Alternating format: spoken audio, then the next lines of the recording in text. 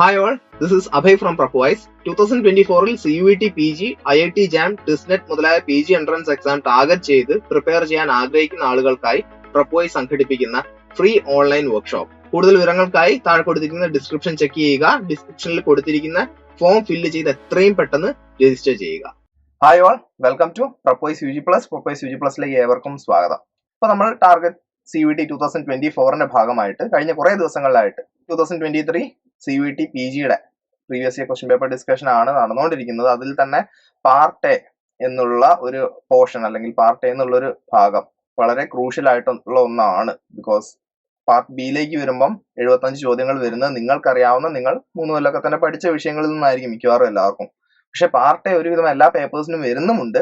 അതിൽ ചോദിക്കുന്ന കാര്യങ്ങൾ ഒരുപക്ഷെ നിങ്ങൾ എന്നും ട്രെയിൻ ചെയ്യുന്ന അല്ലെങ്കിൽ എന്നും നിങ്ങൾ പഠിക്കുന്ന ഒരു കാര്യമായിരിക്കണമെന്നില്ല. Language comprehension, verbal ability, quantitative ability, അതുപോലെ അനലിറ്റിക്കൽ സ്കിൽസും ജനറൽ അവയർനെസ്സും ഇന്ന ഏരിയാസിൽ നിന്നായിട്ട് ഒരു 25 ചോദ്യങ്ങളാണ് വരുന്നത്. 25 ചോദ്യങ്ങൾ എന്ന് പറയുമ്പോൾ CUET PG സംബന്ധിച്ച് 100 മാർക്കാണ്. ഈ 100 മാർക്കിൽ എത്ര നിങ്ങൾക്ക് കിട്ടുന്നു അത്രയും ബോണസ് ആണ്. ആൻഡ് നിങ്ങൾ പ്രിപ്പയർ ചെയ്ത് കഴിഞ്ഞാൽ 100-ൽ നിങ്ങൾക്ക് 80 ഒക്കെ ഈസിലി സ്കോർ ചെയ്യാൻ പറ്റും. 20 ചോദ്യങ്ങൾ ശരിയാക്കി കഴിഞ്ഞാൽ നിങ്ങൾക്ക് 80 മാർക്സ് കിട്ടും. അപ്പോൾ ജനറൽ അവയർനെസ് ആണ് 5 ചോദ്യങ്ങൾ ഞാൻ ഒഴിവാക്കിയിട്ടുള്ളതെന്ന് കരുതുകയാണെങ്കിൽ അതിൽ നിന്നും പരമാവധി മാർക്കുകൾ നേടുന്നതിനായിട്ട് ഇപ്പോഴേ നിങ്ങൾ പ്രിപ്പയർ ചെയ്യേണ്ട ഏരിയാസ് ഏതൊക്കെയാണെന്ന് മുൻ വർഷത്തെ ചോദ്യപേപ്പർ വെച്ചുകൊണ്ട് നമ്മളിവിടെ പറയുന്നതായിരിക്കും. ആൻഡ് ഈ ചോദ്യങ്ങളൊക്കെ കൂടുതൽ കാണുകയും അതുപോലെ തന്നെ മനസ്സിലാക്കുകയും ചെയ്തു കഴിഞ്ഞാൽ നിങ്ങൾക്ക് കറക്റ്റ് ആയിട്ട് അതിന്റെ ആൻസർ അറിയില്ല എങ്കിൽ പോലും ഒരു ചോദ്യത്തിന്റെ അതുമായി റിലേറ്റ് ചെയ്ത ചില കോൺസെപ്റ്റ്സും അല്ലെങ്കിൽ ചില GK ഒക്കെ അറിയാമെന്നുണ്ടെങ്കിൽ ഒരു പക്ഷേ നിങ്ങൾക്ക് എക്സാമിന്റെ സമയത്ത് ആ ഒരു ആൻസർ ലഭിച്ചേക്കും. ഒരു ആൻസർ എന്ന് വെച്ച് കഴിഞ്ഞാൽ 4 മാർക്കാണ്, ചെറിയ കാര്യമല്ല. അപ്പൊ ഇനി ഒട്ടും നീട്ടുന്നില്ല, നമുക്ക് എത്രയും പെട്ടെന്ന് നമ്മുടെ ചോദ്യത്തിലേക്ക് പോകാം. 5 ചോദ്യങ്ങളായിരിക്കും ഞാൻ ഡിസ്കസ് ചെയ്യുക. സോ സെഷൻ ഇഷ്ടപ്പെടുകയാണെങ്കിൽ ലൈക്ക് ചെയ്യുക, സബ്സ്ക്രൈബ് ചെയ്യുക, ബെല്ലൈക്കൺ അമർത്തുക.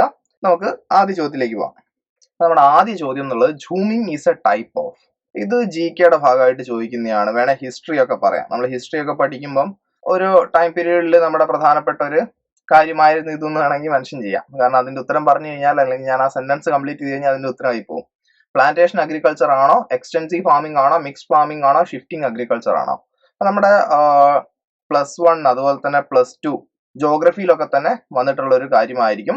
പക്ഷെ എല്ലാവരും ജോഗ്രഫി പഠിച്ചിട്ടുണ്ടാവില്ല ഒബ്വിയസ്ലി. പക്ഷെ എങ്കിലും GK ആയിട്ടെങ്കിലും നിങ്ങൾ അറിഞ്ഞിരിക്കേണ്ടുന്ന ഒരു കോൺസെപ്റ്റ് ആണ്. ഇതിന് മറ്റൊരു പേര് കൂടി ഉണ്ട്, സ്ലാഷ് ആൻഡ് ബേൺ അഗ്രികൾച്ചർ. അപ്പൊ അതിന്റെ 3 പേരുകളായി ടോട്ടൽ ഇപ്പം. ജൂമിങ് രണ്ടാമത്തെ പേര് ഓപ്ഷൻസിലുണ്ട്, മൂന്നാമത്തെ പേര് സ്ലാഷ് ആൻഡ് ബേൺ അഗ്രികൾച്ചർ ആണ്. എനിക്കൊന്ന് ഒരുവിധം എല്ലാവരും ആൻസർ ചെയ്തിട്ടുണ്ടാവും. കറക്റ്റ് ആൻസർ എന്ന് പറയുന്ന ഓപ്ഷൻ 4 ഷിഫ്റ്റിംഗ് അഗ്രികൾച്ചർ ആണ്. ഒരിടത്ത് നിന്ന് കൃഷി ചെയ്യാതെ മറ്റിടങ്ങളിൽ പോയിട്ട് അവിടുത്തെ മരങ്ങളൊക്കെ തന്നെ വെട്ടി അവിടെ തന്നെ ഇട്ട് കത്തിച്ച് ആ ചാരം ഉപയോഗിച്ച് ആ ഭൂമിയിൽ കൃഷി ചെയ്യുന്ന പരിപാടിയാണ് ജൂമിങ്. അതിന്റെ ഇന്ത്യൻ ടേം ആയിട്ട് വേണമെങ്കിൽ നമുക്ക് ചും കൾട്ടിവേഷൻ എന്നാണ് പറയാറ്, അതിനെ ജൂമിങ് മെൻഷൻ ചെയ്യാം. അടുത്ത ചോദ്യത്തിലേക്ക് പോവാം. Chor Minar in the Hauz Khas of Delhi was constructed by എന്നുള്ളതാണ്. അപ്പൊ ഇതിൽ പലരും കൺഫ്യൂസ്ഡ് ആവാൻ ഒരു സാധ്യത ഞാൻ കണക്കാക്കുന്നുണ്ട്. കാരണം ആദ്യത്തെ വട്ടം വായിക്കുമ്പം ചിലപ്പോൾ അത് ചാർമിനാറായി തോന്നിയേക്കും. പക്ഷെ ഇവിടെ പിന്നീട് അത് ക്ലിയർ ആക്കുന്നുണ്ട്, ഡൽഹിയിലാണെന്ന് പറയുന്നുണ്ട്. അപ്പൊ ചാർമിനാർ ശരിക്കും എവിടെയാണ്? ഹൈദരാബാദിലാണ്. സോ ആ ഒരു കൺഫ്യൂഷൻ നിങ്ങൾക്ക് അങ്ങനെ തന്നെ ഒഴിവാക്കാം. അപ്പൊ ഇതുപോലത്തെ ട്രിക്കി ആയിട്ടുള്ള ക്വസ്റ്റ്യൻസ് ട്രിക്കി അല്ല അവർ ഉദ്ദേശിച്ചെങ്കിൽ പോലും ഒരുപക്ഷെ ട്രിക്കി ആയിട്ട് വന്ന് ഭവിച്ചിടും. അപ്പൊ അതുകൊണ്ട് നിങ്ങൾ അത് ശ്രദ്ധിക്കുക. ചോർമിനാർ എവിടെയാണെന്നുള്ളതാണ് ചോദ്യം. ഒരുപക്ഷെ നിങ്ങൾ ആദ്യമായിട്ടായിരിക്കും ചോർമിനാർ എന്നുള്ള സംഗതി പറ്റി കേൾക്കുന്നത്. അപ്പൊ ടവർ ഓഫ് തീവ്സ് എന്നാണ് ഇതിനെ പൊതുവെ ഹിസ്റ്ററി ബുക്സിലൊക്കെ തന്നെ മെൻഷൻ ചെയ്തിരിക്കുന്നത്. ഇതിന് വേറെയും പ്രത്യേകതകളുണ്ട്. 225 ഹോൾസ് ഉണ്ട് ഈ ടവറിൽ. അപ്പൊ എന്താണ് ഈ ഹോൾസിന്റെ പ്രത്യേകത എന്ന് ചോദിച്ചു കഴിഞ്ഞാൽ ഇത് കുറച്ച് ഡിസ്റ്റർബിംഗ് ആയിട്ടുള്ള ഫാക്ട് ആയി തോന്നിയേക്കാം. ആൻഡ് ഫാക്ട് ആണെന്നുള്ള കാര്യത്തിലും വാഗ്വാദങ്ങളൊക്കെ നടക്കുന്നുണ്ട്. അങ്ങനെ കംപ്ലീറ്റ്ലി വിത്ത് പ്രൂഫ് ഒന്നും തന്നെ തെളിയിച്ചിട്ടുള്ള കാര്യമൊന്നുമല്ല. പക്ഷെ പിടിക്കപ്പെടുന്ന കള്ളന്മാർക്ക് ഈ താഴെ കൊടുത്തിരിക്കുന്നതിൽ ഇതുണ്ടാക്കിയ റൂളർ ശിക്ഷയായിട്ട് ബിഹെഡിങ് നടത്തി ആ തല ആ ഹോൾസിൽ വെച്ചിരുന്നു എന്നൊക്കെയാണ് പറയപ്പെടുന്നത്. പക്ഷെ അതിന് പറഞ്ഞ പോലെ ക്ലിയർ പ്രൂഫ് ഒന്നും തന്നെ കാര്യമായിട്ട് കണ്ടു കിട്ടിയിട്ടില്ല. അലാവുദ്ദീൻ ഖിൽജി ആണോ, ഔറംഗസേബ് ആണോ, ഫിറോസ് ഷാ തുഗ്ലക് ആണോ, അക്ബർ ആണോ? ആരാണ് ചോർമിനാർ ഉണ്ടാക്കിയത് എന്നുള്ളതാണ് ചോദ്യം. സോ ഈ റൂളർ ഭരിച്ചത് 1290 to 1320 ആണെന്നുള്ള ഒരു കാര്യം കൂടെ ഞാനിവിടെ മെൻഷൻ ചെയ്യാം. ഞാൻ 2 seconds കൂടെ ടൈം നിങ്ങൾക്ക് തരാം, കണ്ടുപിടിക്കാൻ പറ്റുമെങ്കിൽ കണ്ടുപിടിക്കുക. ഓക്കെ, സോ റൈറ്റ് ആൻസർ ആരാണ്? ഓപ്ഷൻ എ, അലാവുദ്ദീൻ ഖിൽജി ആണ് കറക്റ്റ് ആൻസർ. അപ്പൊ ഈ ടവറിന്റെ മറ്റൊരു പേര് ടവർ ഓഫ് ബിഹെഡിംഗ് കൂടിയാണ്. ഇതും നമുക്ക് ഹിസ്റ്ററി എന്നുള്ള ഒരു ചോദ്യമായിട്ട് കണക്കാക്കാം. പക്ഷെ അങ്ങനെ പോപ്പുലർ ആയിട്ടുള്ള ഒരു ക്വസ്റ്റ്യൻ അല്ല, അല്ലേ? കാരണം ഈ ഒരു കോൺസെപ്റ്റ് ഹിസ്റ്ററി പഠിക്കുന്നവരല്ലാതെ ബാക്കി എല്ലാവരും ആദ്യവട്ടം ആയിരിക്കാം ഒരുപക്ഷെ കേൾക്കുന്നത്. ഇനി ഇങ്ങനത്തെ ചോദ്യങ്ങളും CUET PGക്ക് ചോദിക്കാറുണ്ട്. മൂവിങ് ഓൺ, ചേരുംപടി ചേർക്കുക. ഇത് ഓൾമോസ്റ്റ് ഒരു 90% ഷുവർ ആണ്. നിങ്ങളുടെ CUET PG പാർട്ട് എയിൽ ഒരു ചേരുംപടി ചേർക്കാനുള്ള ക്വസ്റ്റ്യൻ GK-ലൊക്കെ മിക്കവാറും വരും. ഇതുവരെ നമ്മൾ ചെയ്തിട്ടുള്ള സെഷൻസിലൊക്കെ തന്നെ എനിക്കൊന്ന് 1ഉം 2ഉം ഒക്കെ വീതം ചേരുംപടി ചേർക്കാൻ വരുന്നുണ്ട്. അപ്പൊ എന്തായാലും ഈ മാച്ച് ദ ഫോളോയിങ്ങിൽ കൊടുത്തിരിക്കുന്നത് കുറച്ച് എക്കണോമിക്സ് ടേംസ് ആണ്. Fiscal deficit, budget deficit, revenue deficit, primary deficit. അപ്പൊ എന്താണ് ഇത് എന്നുള്ളതിന്റെ എക്സ്പ്ലനേഷൻ ആണ് ലിസ്റ്റ് 2 കൊടുത്തിരിക്കുന്നത്. Excess of total expenditure over total receipts less borrowing, അതായത് എക്സെപ്റ്റ് ബോറോയിങ് മൈനസ് ബോറോയിങ് നമുക്ക് ഇക്വേഷനിൽ എഴുതുമ്പോൾ കാണിക്കാം. Excess of total expenditure over total receipts. Excess of revenue expenditure over revenue receipts. Excess of total expenditure over total receipts less borrowings and interest payment. ഇത് ഏതും ഒക്കെ ആയിട്ട് ചേർന്ന് വരും. പ്രത്യക്ഷത്തിൽ കുറച്ച് കൺഫ്യൂസിംഗ് ആയിട്ടും കുറച്ച് അധികം ചിന്തിക്കേണ്ടതായിട്ടും അറിയില്ലെങ്കിൽ എഴുതാൻ പറ്റാത്ത ഒരു ക്വസ്റ്റ്യൻ ആയിട്ടൊക്കെ തോന്നുമെങ്കിലും നിങ്ങൾക്ക് വളരെ ഈസിലി 4 മാർക്ക് സ്കോർ ചെയ്യാൻ പറ്റുന്ന ഒരു ചോദ്യമാണ്. സോ എനിക്ക് നിങ്ങളോട് ആദ്യം പറയാനുള്ള ഒരു കാര്യം, നിങ്ങൾ ആദ്യം ശ്രദ്ധിക്കേണ്ടുന്ന ഒരു കാര്യം, ഇങ്ങനത്തെ ചോദ്യങ്ങളൊക്കെ വരുമ്പം നിങ്ങൾ ഇതിനെപ്പറ്റി കേട്ടിട്ടില്ല, നിങ്ങൾ എക്കണോമിക്സ് പഠിച്ചിട്ടില്ല എന്നുള്ളത് കൊണ്ട് അത് ഒഴിവാക്കരുത്. നിങ്ങൾക്ക് ഒരു ചോദ്യത്തിന് ഈസിലി 1 മിനിറ്റ് സമയം കൊടുക്കാം. 100 ചോദ്യം എഴുതുന്നതിനായിട്ട് 120 മിനിറ്റ് സമയം നിങ്ങൾക്ക് ലഭിക്കുന്നുണ്ട്. സോ ഈസിലി നിങ്ങൾക്ക് ഒരു ചോദ്യത്തിന് 1 മിനിറ്റ് കൊടുക്കാം. നിങ്ങൾക്ക് ഈവൻ ഇഫ് ഇത് അറിയില്ലെങ്കിൽ പോലും ചേരുംപടി ചേർക്കാൻ പറയുമ്പോൾ ഓൾറെഡി ആൻസർ അപ്പുറം കൊടുത്തിട്ടുണ്ട്, ഇതിന്റെ കറക്റ്റ് എക്സ്പ്ലനേഷൻ അപ്പുറം കൊടുത്തിട്ടുണ്ട്. സോ രണ്ടും നോക്കി കഴിഞ്ഞിട്ട് നിങ്ങൾക്ക് എന്തെങ്കിലും അതിൽ നിന്ന് ഇൻഫർ ചെയ്യാൻ പറ്റുമെങ്കിൽ may be you can find the answer to. Clear അല്ലേ? സോ നമുക്ക് ക്വസ്റ്റിനിലേക്ക് വരാം. അപ്പൊ ഈ ഫിസിക്കൽ ഡെഫിസിറ്റ് അറിയണമെന്നില്ല, ബജറ്റ് ഡെഫിസിറ്റ് അറിയണമെന്നില്ല, റവന്യൂ ഡെഫിസിറ്റ് അറിയണമെന്നില്ല, പ്രൈമറി ഡെഫിസിറ്റും അറിയണമെന്നില്ല. സോ ഇത് ഒരു ഹഞ്ചാണ്. സോ നിങ്ങൾക്ക് ഓൾറെഡി അറിയില്ല എന്നുള്ള കാര്യം ക്ലിയർ ആണ്. സോ എങ്കിലും നിങ്ങൾക്ക് ഇത് ഒരുപക്ഷെ മാച്ച് ദ ഫോളോയിങ് ആയതുകൊണ്ട് ഇപ്പറ ആൻസർ ഉണ്ട് എന്നുള്ളതുകൊണ്ട് ആൻസർ ചെയ്യണമെന്നുണ്ടെങ്കിൽ നിങ്ങൾക്ക് തമ്മിൽ കമ്പയർ ചെയ്ത് നോക്കാം. ഇപ്പറ ഈ പറഞ്ഞിരിക്കുന്ന 4ഉമായിട്ട് റിലേറ്റ് ചെയ്യാൻ പറ്റിയ എന്തെങ്കിലും ഉണ്ടോ നോക്കുക. അപ്പൊ ഇവിടെ total expenditure over total receipts ആണ് പറയുന്നത്. അപ്പൊ അത് നമുക്ക് അങ്ങോട്ട് അനുമാനിക്കാൻ പറ്റില്ല. Of total expenditure over total receipt എന്ന് പറയുന്നുണ്ട്. അപ്പൊ ഇവിടെ ലെസ് ബോറോയിങ് ഉണ്ട്, ഇവിടെ അതില്ല. Excess of revenue expenditure over revenue receipt എന്ന് പറയുന്നുണ്ട്. അപ്പൊ ഡെഫിസിറ്റ് എന്നുള്ള വാക്ക് പലർക്കും ഫെമിലിയർ ആയിരിക്കും അല്ലെ? അപ്പൊ ഒന്നെങ്കിൽ കൂടുതൽ അല്ലെങ്കിൽ കുറവ് എന്നുള്ള ഒരു കാര്യത്തിലാണ് നമ്മൾ ഡെഫിസിറ്റ് എന്ന് പറയുക. യൂഷ്വലി കുറവ് തന്നെയാണ്. അപ്പൊ ഈ കുറവെന്ന് പറയുമ്പോഴും നിങ്ങളൊന്ന് കൂട്ടി നോക്കുക. Excess of revenue expenditure over revenue receipts, അതായത് എക്സ്പെൻഡിച്ചർ നമ്മുടെ റെസീപ്റ്റ്സിനെക്കാളും കൂടുന്ന സാഹചര്യത്തിലാണ് ഡെഫിസിറ്റ് വരുന്നത്. അപ്പൊ ഈ ഡെഫിസിറ്റ് വരുമ്പോൾ ഇവിടെ റവന്യൂ ഡെഫിസിറ്റ് എന്ന് പറയുന്നതിന് ഇവിടെ റവന്യൂ എക്സ്പെൻഡിച്ചറും റവന്യൂ റെസീപ്റ്റ്സും കൊടുത്തിട്ടുണ്ട്. അപ്പൊ അത് നിങ്ങൾക്ക് ഈസിലി മനസ്സിലാക്കാൻ സാധിക്കും. കറക്റ്റ് ആയിട്ട് കാര്യം പറയുന്നുണ്ട്. റവന്യൂ എക്സ്പെൻഡിച്ചറിനെക്കാളും കുറവാണ് revenue receipts, which means C3 ആണെന്നുള്ളത് നമുക്ക് മനസ്സിലാക്കാം. അപ്പൊ ഇത് എല്ലാ കേസിലും വർക്ക് ആവണമെന്നൊന്നുമില്ല. പക്ഷെ ഈ കേസിൽ അവർ കൃത്യമായിട്ട് നമുക്ക് ആ ഹിന്റ് തന്നിട്ടുണ്ട്.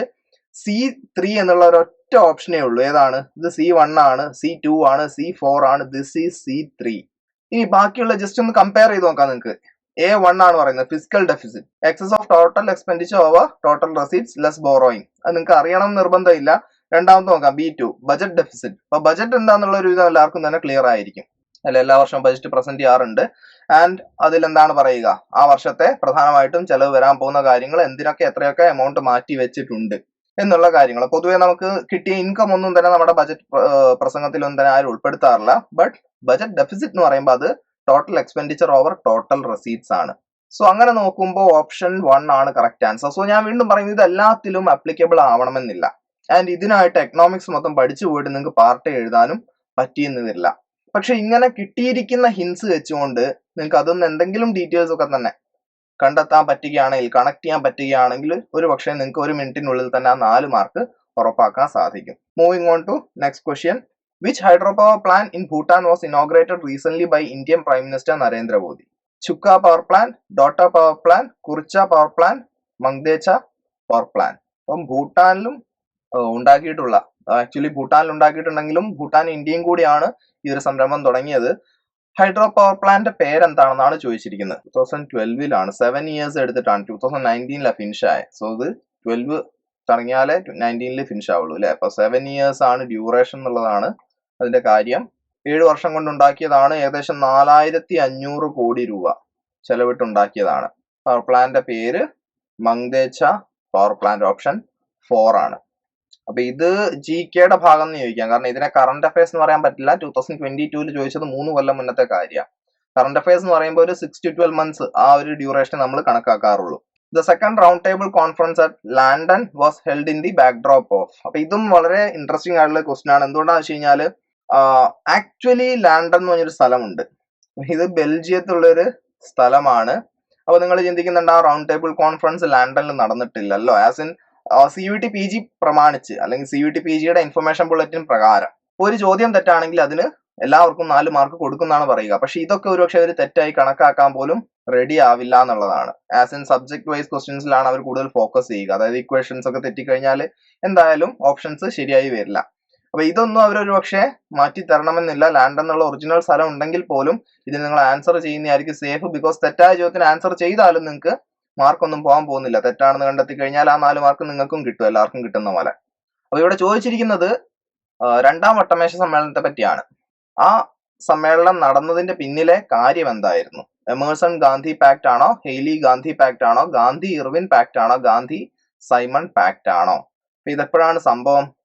1931 സോ എന്തായിരുന്നു ഈ സെക്കൻഡ് റൗണ്ട് ടേബിൾ കോൺഫറൻസ് നടക്കാനുണ്ടായ കാരണം എന്നുള്ളതാണ് ചോദ്യം. ദ റൈറ്റ് ആൻസർ ഈസ്, ഇതിനെപ്പറ്റി പറയുകയാണെങ്കിൽ മൈനോറിറ്റിക്ക് എലക്ഷൻ വരുമ്പോഴേക്കും സെപ്പറേറ്റ് കോൺസ്റ്റിറ്റ്യുവൻസി കൊടുത്തുകൊണ്ടുള്ള ഒരു കാര്യം മുന്നോട്ട് കൊണ്ടുവരാൻ ഇർവിൻ ശ്രമിക്കുകയും ഗാന്ധിജി അതിനെ ശക്തമായി എതിർക്കുകയും ചെയ്തു. അപ്പൊ ഈ മീറ്റിംഗിൽ ഒരുപാട് ആൾക്കാർ പങ്കെടുത്തിട്ടുണ്ട്. ഇന്ത്യയിൽ നിന്ന് തന്നെ മഹാത്മാഗാന്ധി, അതുപോലെ സ്ത്രീകളുടെ ഒരു റെപ്രസെന്റേറ്റീവായിട്ട് സരോജിനി നായിഡു പങ്കെടുത്തിരുന്നു. അതുപോലെ സമൂഹത്തിലെ മാർജിനലൈസ്ഡ് വിഭാഗക്കാരുടെ റെപ്രസെന്റേറ്റീവായിട്ട് സാക്ഷാൽ B.R. അംബേദ്കറും പങ്കെടുത്തൊരു മീറ്റിംഗ് ആണ് സെക്കൻഡ് റൗണ്ട് ടേബിൾ കോൺഫറൻസ്. അപ്പൊ അത് നടന്നത് ലണ്ടനിലാണ്. ആൻഡ് ഫസ്റ്റും സെക്കൻഡും ഒക്കെ തന്നെ റൗണ്ട് ടേബിൾ കോൺഫറൻസ് നടന്നിട്ടുള്ളത് ലണ്ടനിലാണ്. അപ്പൊ നിങ്ങൾ ഓർക്കുക, റൗണ്ട് ടേബിൾ കോൺഫറൻസ് നടന്നിട്ടുണ്ടോ അത് ലണ്ടനിൽ വെച്ചാണ്.